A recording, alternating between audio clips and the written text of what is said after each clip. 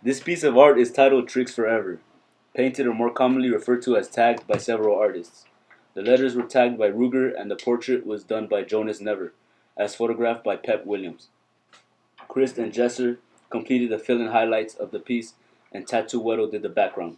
This piece is painted in a modern style of graffiti. Graffiti emerged as an art form and a cornerstone of the hip-hop culture in the 1970s. Firstly, this piece depicts the deceased tattoo artist, body piercer, actor, Los Angeles graffiti icon, and Los Angeles icon in general, Michael Anthony Pebbly Sr., or more commonly known as Mr. Trigger, Mr. Triggs, Triggs, or Triggs 1. This piece was painted after Mr. Triggs was fatally shot outside the tattoo shop 5150 Tattoo in North Hollywood in Los Angeles, California. He left behind a wife and 5 kids.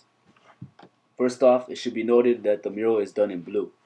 This is because of Mr. Trigger's affiliation and membership in the Sureño gang. This gang's colors are blue, and although it might be overlooked that this is the reason for the blue colors, there is no way this mural could have been done in red because it is the color of their rival gang, the Norteños. It should be noted also that all the people who worked on this piece were colleagues of Mr. Triggs and were all well-renowned artists in the Los Angeles area and specifically the San Fernando Valley, affectionately called the 818. As you can see, the lettering is done in graffiti style by Ruger. The light blue colors make the silver and black trim have a 3D effect. These highlights of the lettering were done by Chris and Jesser. I especially like that the piece is done in a sort of mystic light blue to bring on the illusion of Mr. Triggs still being alive in the paint. The lettering is spelled in the street vernacular in that it simply writes his name as Triggs and not Michael. The portrait was painted based on the picture taken of Mr. Triggs by the photographer Pep Williams. I really like that this picture was chosen because he is throwing up the LA sign with his hands. I think that this picture really captures Mr. Triggs' loyalty and the love for the city of LA. In the whole sea of tattoos that cover Mr. Triggs' body in this mural, only 4 are actually decipherable. The 5150 tattoo on his chin, the T between his eyebrows, and the Triggs written across his belly, and also the tattoo on the right side of his face. The T and Triggs tattoos are self-explanatory in that they are his moniker.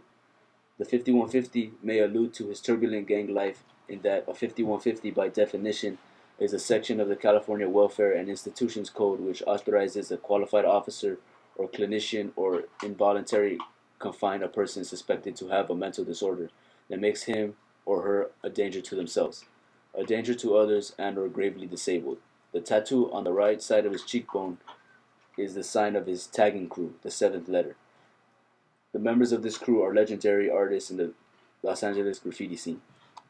Next is the background, which is done by Tatuero in the roll call style. This style, according to the book Gang Investigations, A Street Cop's Guide by Derek Watkins and Richard Aspley, is to call out the gang members present at the time that the graffiti piece was being done. As you can see, the background is in writing. The script reads off the names of the artists involved in making of the mural over and over again. In this piece, Triggs was the only gang member, which he displayed with a tattoo of a 13 on his skull, which was for Sur 13 and the lettering of Sureño under the front of his neck. So this style of roll call was not gang related, but it is to show a mark of brotherhood between the artist and Mr. Trigger. I think that this was a very clever way to show their respects and brotherhood with the fallen soldier, Mr. Trigger. This piece of art was especially special to me because Mr. Triggs was good friends with my tattoo artist, Oso. He was gunned down outside the tattoo shop that I got my first tattoo in, 5150 Tattoo. I want to express my condolences to the family of Mr. Trigger. In the words of Esteban Oriol, the famous LA photographer, and as you can clearly see in the mural in Mr. Triggs' hand gesture, Mr. Triggs loved LA and LA loved him back. Rest in pain, Mr. Triggs.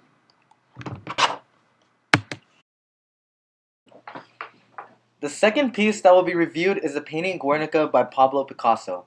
To give a little background on this piece, I'd like to start off by talking about Pablo Picasso. Picasso was one of the greatest and most influencing artists of the 20th century and also the co-creator of Cubism. The purpose of Cubism was to allow the viewer of the art to see what they wanted to see, viewed as an abstract rather than viewed to depict reality. He shows an example of this in his painting. For some historical background on his artwork, this piece was originally for the 1937 World Fair in Paris.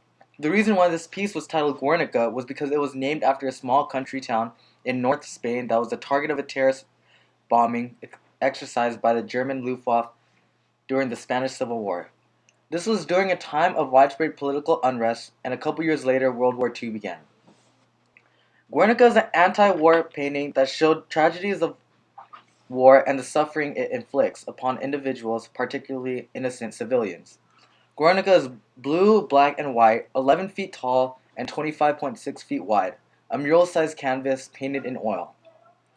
This painting can be seen in the Museo Reina Sofia in Madrid. The painting is predominantly in black, which can be reminiscent of death itself. For the most part, the painting shows several victims of the bombing, with some still living and some already dead. Starting from the left, you see a mother clutching her already dead baby. Next to that mother, we see a bull standing tall and strong. On the floor to the right, there's a dead man that seems to portray a matador holding a broken sword. Over the matador stands a horse, and above the horse is a light that seems to take the shape of a sun, and the rest of the figures on the right are just paintings of other victims. The light that is shown over the horse symbolizes hope. The two dominant elements in this artwork is a bull and the horse. Picasso himself later says the bull represents brutality and darkness, while the horse represented the people of Guernica. The horse is injured in this painting, which can represent the people perfectly after experiencing the bombing. In conclusion, Guernica was an anti-war painting that was a nationalistic symbolism that brought awareness to the bombing of Spain and also to show hope of the nation still standing afterward.